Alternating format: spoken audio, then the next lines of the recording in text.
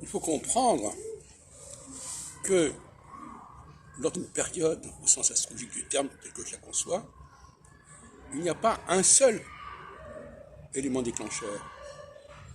Tout au long de la période, il y aura des éléments déclencheurs qui vont se diffuser, qui vont essaimer. Une période ne se réduit pas à un seul facteur, un seul moment, un seul commencement. C'est toute la période elle-même qui va être agitée par un certain stimulus, soit équinoxial, soit solsticial. Contrairement à ce que dit Roger Eke.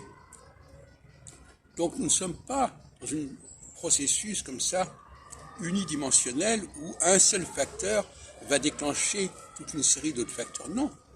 Il y aura une pluralité de personnes, puisque dans l'astrologie, tout le monde est affecté par le même processus. Ce n'est pas une seule personne.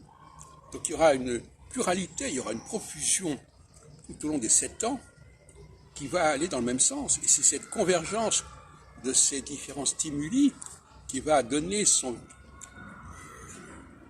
caractère à la phase, qui va donner sa dimension, son envergure à la phase. D'autre part, j'ajouterais que, effectivement, un seul facteur peut échouer. Un seul facteur ne suffit pas. Une hirondelle ne fait pas le printemps, comme on dit.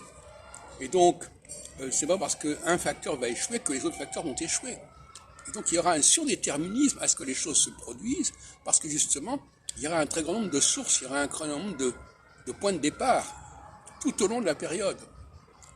Et cette période-là, justement, elle sera marquée par une répétition de ces stimuli de façon continue tout au long de ces 7 ans. On n'est pas dans une astrologie qui dépendrait d'un seul élément, d'un seul facteur, qui serait là à un moment donné, à un instant T. On est dans une continuité, dans un continuum, dans une diversité de points d'ancrage, de points de départ, et non pas dans un seul point de départ. C'est une succession de facteurs qui vont dans le même sens, qui donnent son sens complètement à la période.